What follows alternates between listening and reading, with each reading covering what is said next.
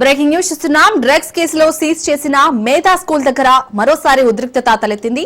School ముందు విద్యార్థుల తల్లిదండ్రులు ఆందోళనకు దిగారు. డ్రగ్స్ కేసులో మేధా స్కూల్ సీజ్ చేశారు.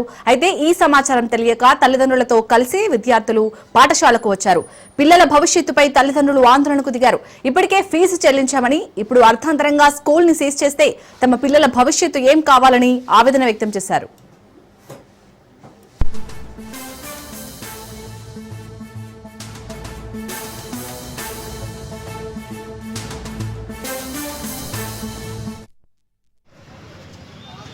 నువ్వే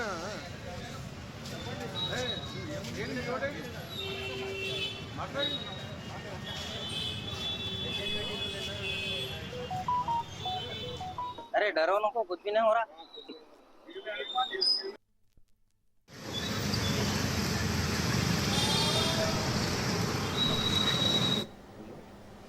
డ్రగ్స్ కేసులో సీజ్ చేసిన మేధా స్కూల్ దగ్గర మరోసారి ఉద్రిక్తత తలెత్తింది. స్కూల్ ముందు విద్యార్థుల తల్లిదండ్రులు ఆందోళనకు దిగారు. డ్రగ్స్ కేసులో మేధా స్కూల్ సీజ్ చేశారు. అయితే ఈ సమాచారం తెలియక తల్లిదండ్రులతో కలిసి విద్యార్థులు పాఠశాలకు వచ్చారు.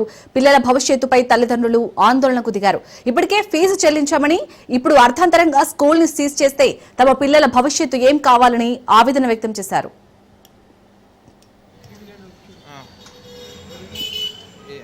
మీ పాప ఈ స్కూల్లోనే చదువుతుందమ్మా? ఏమో మాకు తెలియదు కానీ నేను పిల్లలకి తీసుకొని పాపని రోజు మా పిల్లలకి తీసేసినారు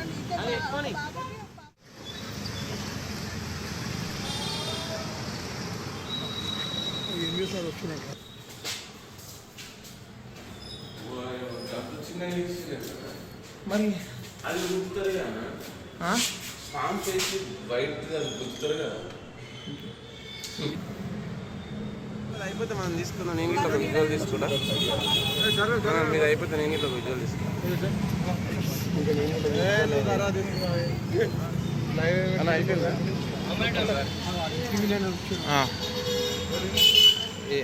మీ పాప ఈ స్కూల్లోనే చదువుతుందమ్మా?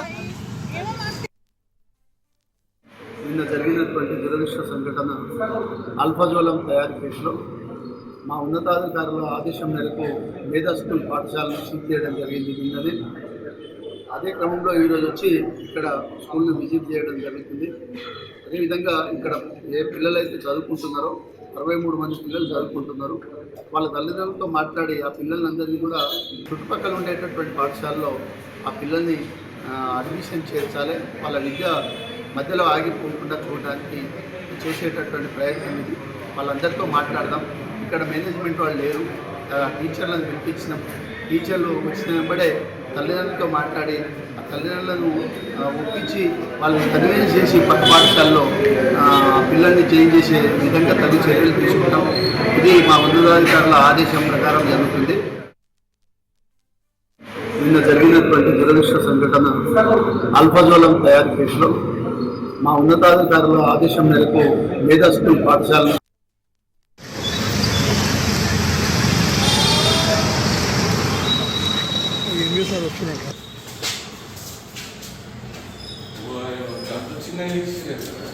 మరి అది గుర్తుతారు కదా, ఫామ్ చేసి బయట గుర్తుతారు కదా. అయిపోతే మనం తీసుకుందాం. నేను ఇట్లా ఒక విజువల్ తీసుకుంటా.